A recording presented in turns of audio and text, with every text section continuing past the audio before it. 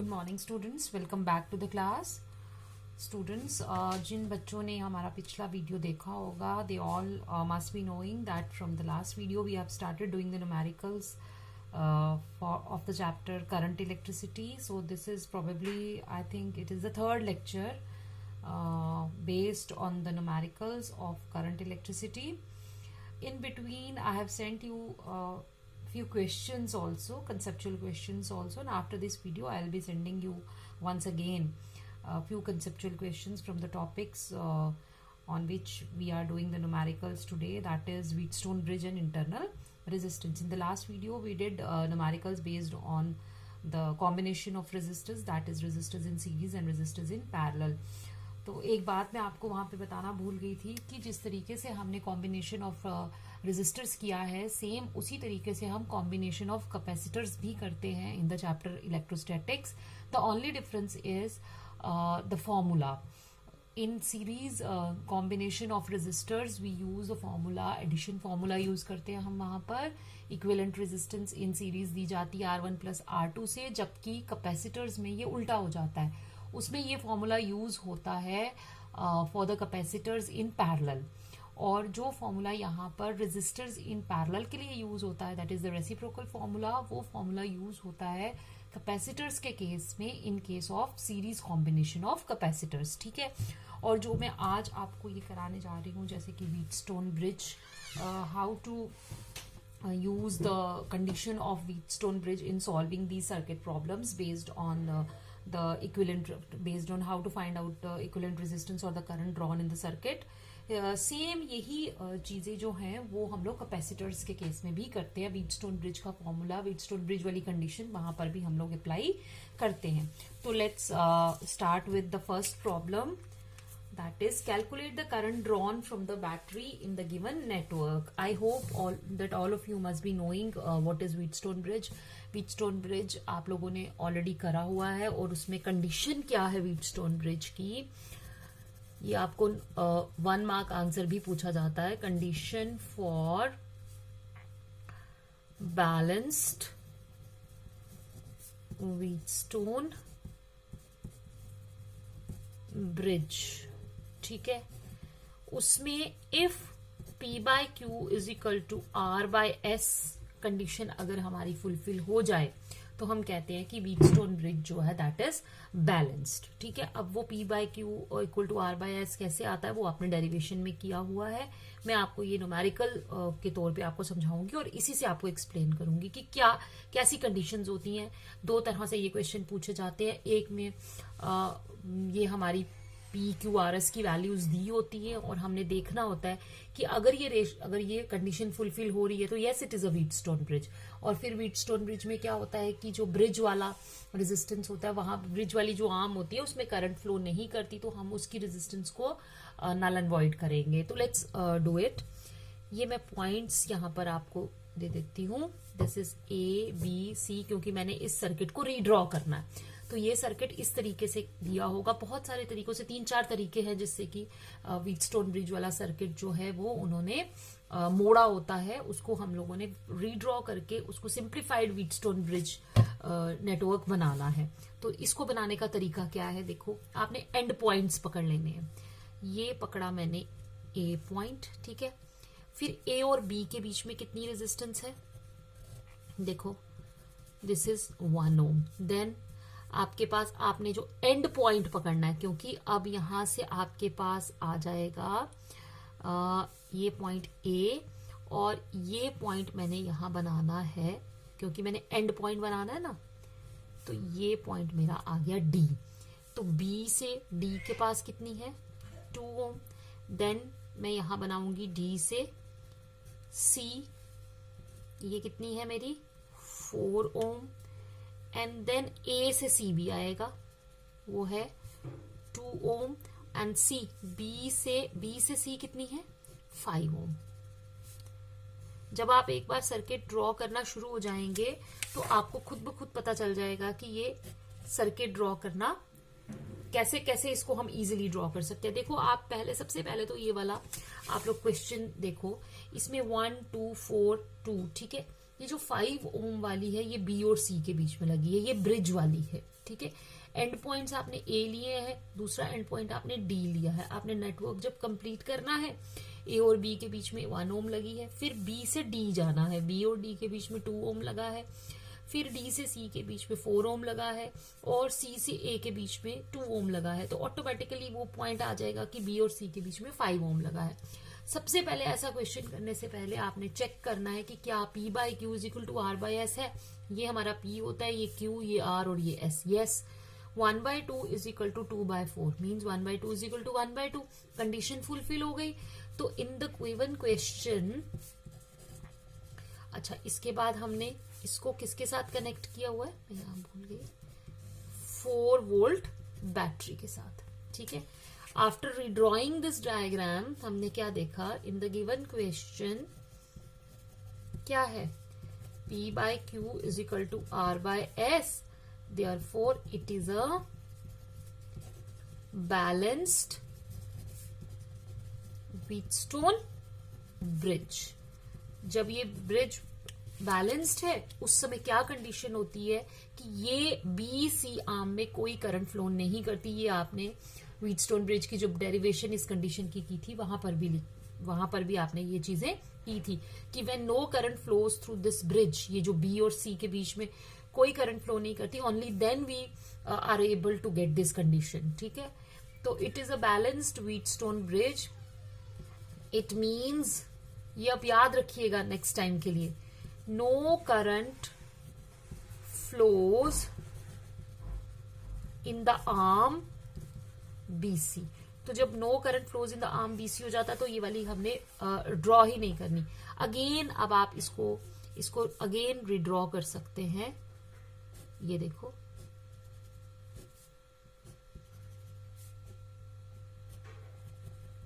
उसमें आप 5 ओम वाली हम ड्रॉ ही नहीं करेंगे।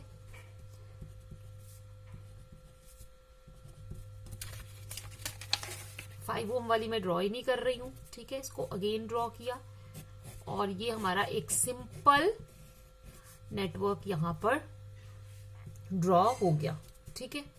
अब देखो, अब हमें पता चल रहा है, अब हम इक्विवेलेंट रेजिस्टेंस निकालना बहुत आसान है, because 1 and 2 they are connected in series, again 2 and 4 are connected in series, and their जो इक्विवेलेंट रेजिस्टेंसेज हैं वो कनेक्टेड हैं किससे। मैं ये पहली प्रॉब्लम है इसलिए इसको पूरा एक्सप्लेन कर रही हूँ। 1 and 2 are connected in series, ठीक है। तो 1 and 2 का आंसर आ गया हमारे पास 3। Then 2 and 4 they are connected in parallel, sorry 2 and 4 are connected in series again, ठीक है। इसका आंसर आ गया 6। और फिर ये कनेक्टेड है किसके साथ, 4 वोल्ट बैटरी के साथ। तो अब बताओ, अब ये बन गई ना वैसी प्रॉब्लम्स जैसी हमने लास्ट टाइम की थी। देखो मैंने पूरा पहले आपको ये करा के दे दिया। हाउ टू फाइंड, अब इक्विवेलेंट रेजिस्टेंस निकालना बहुत आसान है। तो यहां पर इसमें हमारी RS is equal to 1 ohm plus 2 ohm is equal to 3 ohm, RS dash is equal to 2 ohm plus 4 ohm is equal to 6 ohm. तो this is RS and this is RS dash, ठीक है। Now RS and RS dash are connected in, किसमें connected है वो, parallel में, ठीक है। तो what is R equivalent, that is किसके बराबर आएगा, 1/3 प्लस 1/6, दैट इज, यहां पर मैं सॉरी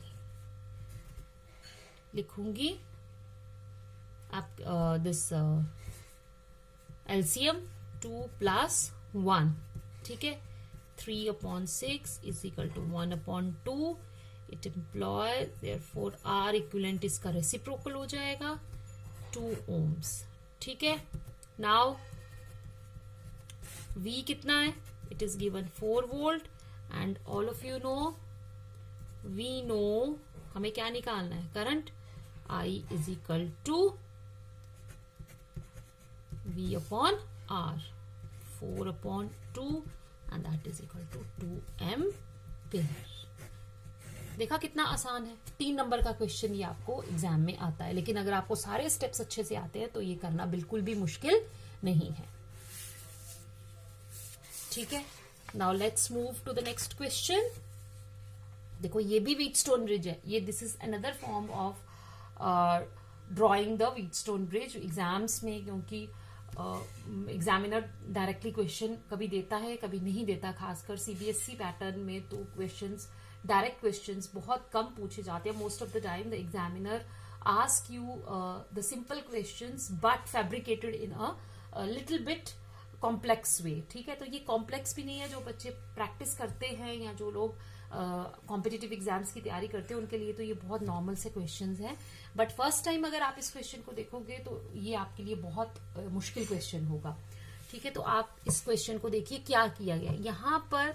अच्छा, अब एक चीज आपको और बताऊं, कुछ क्वेश्चंस में ये ए और बी पॉइंट जो है, जैसे यहाँ पर ये एंड पॉइंट्स दिए गए हैं, ये जहां यहाँ जो ये गैप दिया गया है इसका मतलब है ये these are the end points. और आप देखोगे कि एक ऐसे भी क्वेश्चन होगा जहां पर, वो भी व्हीटस्टोन ब्रिज पर ही बेस्ड होगा, जहां पर ये चीज, ये लाइन ज्वाइन होगी। ठीक है, डिफरेंट मीनिंग है ए एंड बी। यहाँ पर अगर आपको एंड पॉइंट्स दिए गए हैं तो हमने मतलब जैसे इसको यहां से ए से उठा के ऐसे खोलना है। ठीक है, खोलना, और मैं इसको रीड्रॉ करूंगी, सबसे पहले आपको रीड्रॉ करके दूंगी।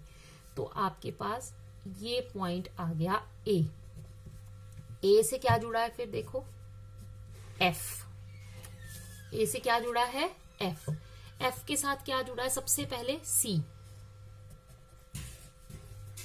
ये 2 ओम्स आ गया। सी से क्या जुड़ा हुआ है देखो हमारा ई, सी से क्या जुड़ा है ई, और ई से क्या जुड़ा है बी, जो एंड पॉइंट निकल गया सर्किट का, आ गया। और ये आ गया मेरा 2 ओम्स। अब ई से क्या है हमारा डी, ये आ गया मेरा डी। अब देखो डी से ये एफ पे जा रहा है, यस, ये आ गया मेरा 2 ओम्स। अब देखो सी और डी का कॉम्बिनेशन है, यस, सी और डी के बीच में भी जा रहा है। अब ध्यान से देखो, क्या सारे पॉइंट्स हमारे हो गए, यस, सी और एफ के बीच में आ गया, एफ और डी के बीच में आ गया, डी और ई के बीच में आ गया, ई और सी के बीच में आ गया, एंड सी और डी के बीच में आ गया। बन गई व्हीटस्टोन ब्रिज वाली कंडीशन, बिकॉज 2/2 इज इक्वल टू 2/2। तो ये हमारा क्या हो गया, this is a Wheatstone bridge. और जब व्हीटस्टोन ब्रिज बैलेंस्ड होता है तो no current flows through this arm. ठीक है, तो अब आपका ये सिंपल सर्किट क्या बन जाएगा, जैसे कि हम उसमें करते आए हैं। जब आप धीरे धीरे आपको प्रैक्टिस हो जाएगी तो आप ओरली भी ऐसे क्वेश्चंस निकाल पाओगे।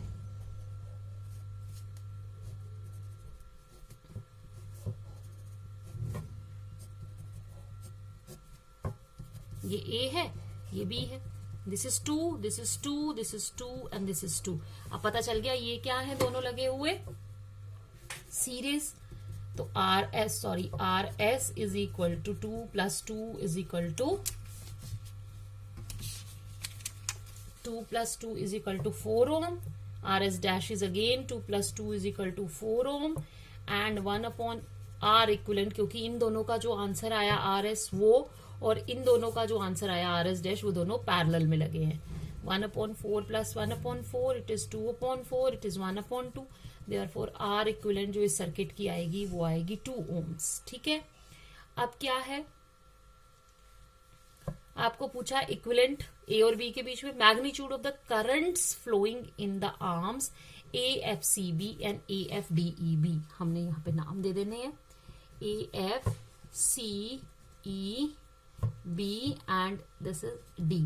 AFCEB मतलब ऊपर वाली आर्म में कितनी करंट फ्लो कर रही है, यानी कि ये वाला इस आर्म में, ठीक है, और इस आर्म में कितनी करंट फ्लो कर रही है।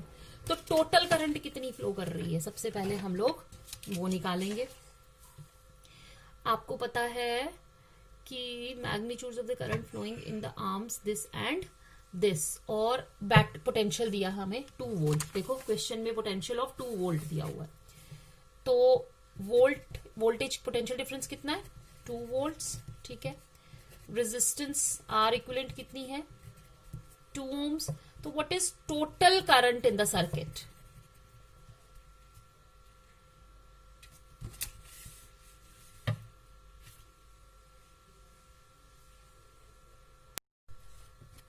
अब देखो total current in the circuit I is equal to किसके बराबर है, V अपॉन R के, that is 2/2 is equal to 1 ampere. ठीक है, यहां से जो करंट आ रही है दैट इज 1 एम्पेयर। अब वो आके दो पार्ट्स में बट रही है, एक ऊपर चली जाएगी और एक नीचे वाली आर्म में चली जाएगी। आपको पता है ये पैरेलल कॉम्बिनेशन है। जैसे मैं इसको दोबारा से अगर ऐसे बनाऊं तो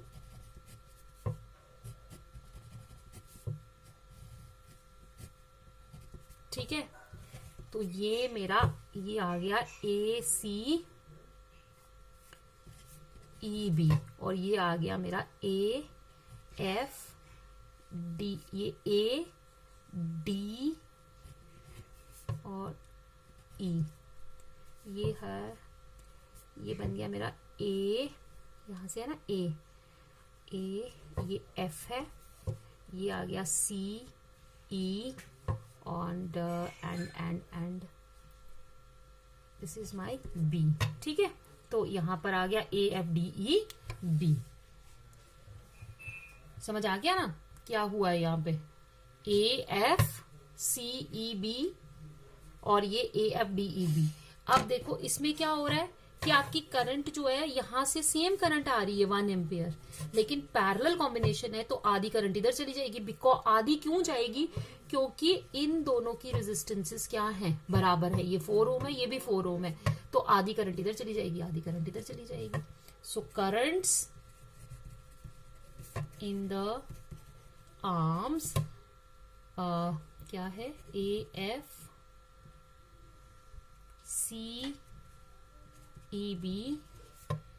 and AFDEB will be 0.5 ampere each.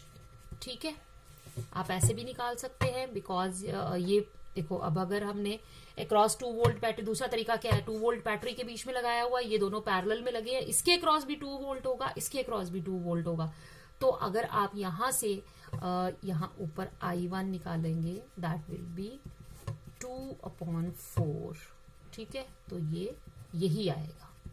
आप किसी भी तरीके से कर सकते हो। I hope it is clear. अब हमारे पास आया नेक्स्ट क्वेश्चन, वो है इंटरनल रेजिस्टेंस के ऊपर बेस्ड कि 2 cells E1 and E2 in the given circuit diagram have an EMF of 5 volt and 9 volt with internal resistance 0.3 ampere, 3 ohms and 1.2 ohms respectively. Calculate current in 3 ohm resistor. ठीक है, सबसे पहले तो मैं आपको ये बता दूं कि ये जो हमारे सेल्स लगे हुए हैं ये सीरीज में लगे हुए हैं और इनकी जो EMF है वो है 5 volt and 9 volt. When the cells are connected in series, their EMF वो क्या हो जाती है, ऐड हो जाती है। सो दो सेल्स हैं तो equivalent EMF of 2 cells connected in series is equal to E1 plus E2, क्योंकि यहां पर ये पॉजिटिव के साथ नेगेटिव जुड़ा हुआ है, तो आपके पास आ जाएगा 5 volt plus 9 volt and that is 14 volt. ठीक है, अब देखो इंटरनल रेजिस्टेंसेस कितनी है इसकी, इसकी भी इंटरनल रेजिस्टेंस है 0.3 और इसकी है 1.2 ओम्स। ठीक है, अब ये और ये तीनों रेजिस्टेंसेस तो सीरीज में लगी हुई हैं, ये और ये पैरेलल में लगी हुई है। पहले हम इसको सॉल्व करेंगे तो आएगा 6 ओम, क्योंकि हमें टोटल रेजिस्टेंस फाइंड आउट करनी है, and 3 ohm are connected in parallel.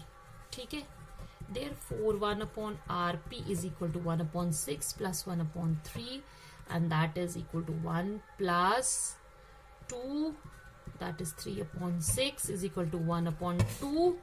therefore R parallel कितना आया, 2 ohms।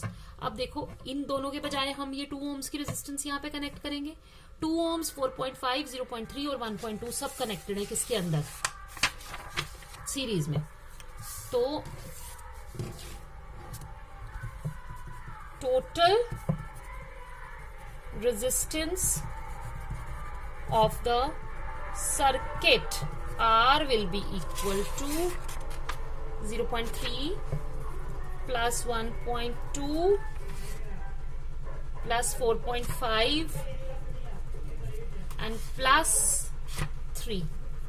ऐड करो, ये क्या आया, दिस इज 1.5 और 4.5 कितना होता है 6 plus 3 is 9 ohms. ठीक है, potential is 14 volt. So I will be, total current कितनी आएगी, V upon R, that is, ठीक है, 14 upon 9 amperes. अब देखो हमें किसमें निकालने के लिए कहा गया है, 3 ohms में. किसमें, 3 ohms में. यहां तक देखो ये जो करंट आएगी दैट विल बी, आप ये सर्किट देखो ध्यान से, because same current is flowing. ठीक है, सेम करंट फ्लो कर रही है. तो जब सेम करंट फ्लो कर रही है, कितनी करंट, 14/9. जब 14/9 करंट इसमें फ्लो करेगी तो जो करंट अब इसमें जाएगी और इसमें जाएगी, दैट डिपेंड्स अपॉन, वो किसके ऊपर डिपेंड कर रही है, वो डिपेंड करती है इनकी रेजिस्टेंसेस पर. तो देखो हमारे पास सबसे पहले हमें इसकी रेजिस्टेंस पता है, टोटल रेजिस्टेंस पता है कितनी है.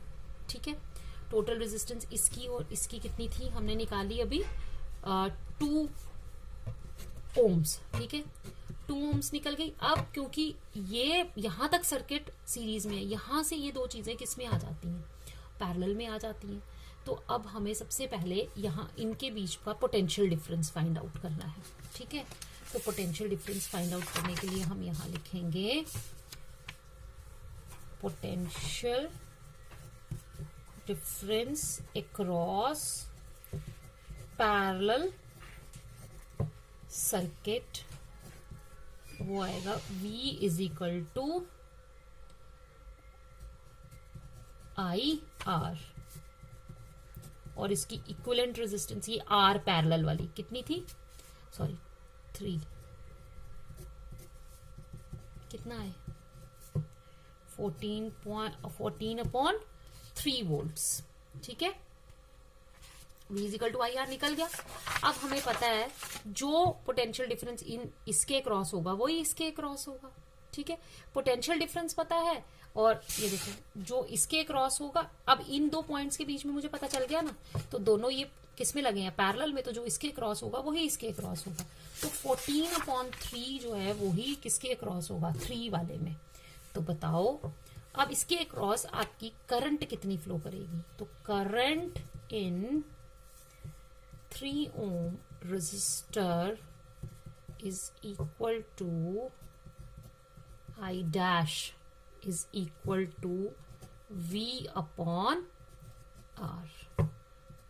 ठीक है, अब V यहां पे कितना आया 14/3, और R कितना है यहां पर, R है 3, तो वो आ जाएगा it is 1/3, that is 14/9 amperes. Clear? I think मैंने यहाँ पर, आप देखो it is 2 and मैंने यहाँ पर 3 ले लिया है. ठीक है, कोई प्रॉब्लम नहीं, सिर्फ यहाँ पर ये फैक्टर चेंज होगा. दिस इज 14/8, दिस इज 14/8, तो यहाँ क्या आ जाएगा 2, 7, और ये क्या आएगा 4. ठीक है, इट इज 21/4 वोल्ट. सिर्फ ये 3 की वजह से गड़बड़ हो गया हमारा. तो इट इज 21. ठीक है, कहाँ गया, इसको मैं लिखूंगी. वोल्टेज कितनी आई हमारी, अब देखो ध्यान से, ये जो वैल्यूज हैं इंटू 1/3, 21/12 है ना, कुछ ऐसे ही आ रहा है. चेक कर लीजिएगा आप भी एक बारी. तो इसको डिवाइड करो, 12 1 = 12, 9 और 0, हाँ 1.7 के बराबर इसमें करंट आएगी। ठीक है, चलो कुछ नहीं, बस यहाँ पर एक हुआ था, मैंने यहाँ पर 3 लिख दिया था बिकॉज आंसर 2 था, तो ये आंसर आ गया हमारा 8 ohms मुझे लग गया था यहाँ पर, और V आ गया है, ये तो सही निकाला, सिर्फ 8 की वजह से ये थोड़ा सा आपका I hope it is clear now. E1 into 0.3 plus 2 into 0.02 upon 0.2 plus 0.3। ठीक है, ये क्या आएगा, this will be your 15 into 3 45, और ये 0.45 प्लस 2 into 0.2, ये कैंसिल हो गया, ये आया 0.2 और 0.2, यहां से एक 2 into 2 कितना होता है 4, और ओके 0.4। ठीक है, अपॉन क्या आया 0.5। क्लियर, अब हम इसको लिख सकते हैं, ये मेरा आंसर क्या आएगा इसमें, this is 0.85 upon 0.5, that is 85 upon 5 into 10 upon 100। ठीक है, तो ये कैंसिल हो गया, 5 1 और 45 19। ठीक है, तो अपॉन 10 1.9 वोल्ट्स जो है इसकी इक्विवेलेंट ईएमएफ आएगी। Now what is equivalent resistance, किससे दी जाती है, इक्विवेलेंट रेजिस्टेंस का वही वाला फॉर्मूला आप निकालेंगे, दैट इज इक्वल टू, मैं यहां लिखती हूं इक्विवेलेंट रेजिस्टेंस, क्योंकि पैरेलल में लगे हैं तो 1 upon R is equal to 1 upon R1 plus 1 upon R2, ये आ गया R1 plus R2 upon, reciprocal formula होता है ना R1, तो इट एम्प्लॉयज R किसके बराबर आएगा, R इक्विवेलेंट किसके बराबर आएगी, R1 R2 upon R1 plus R2। R1 R2 किसके बराबर हो गए हमारे, वो हो गए 0.2 इंटू 0.3। ठीक है, तो वो आगे आपके 0.06, वैल्यूज लगाओ, R1 प्लस R2 कितना आ गया 0.5। ठीक है, इसको मैं कैंसिल करूंगी, ये आएगा 6 अपॉन 100 इंटू 10 अपॉन 5। ठीक, यहां से आप क्या करो कि इसको कर लो 2, क्या आया ये 12 upon 100, 0.12 ohms। Clear, I hope ये क्वेश्चन आपको क्लियर हो गया होगा। ठीक है, तो आज के लिए हम इतना ही करते हैं, नेक्स्ट टाइम में मैं आपको इसके और ज्यादा क्वेश्चंस करवाऊंगी, और आप भी घर पे प्रैक्टिस करिएगा। तो till my next video, have a nice day, thank you so much, stay home, stay safe.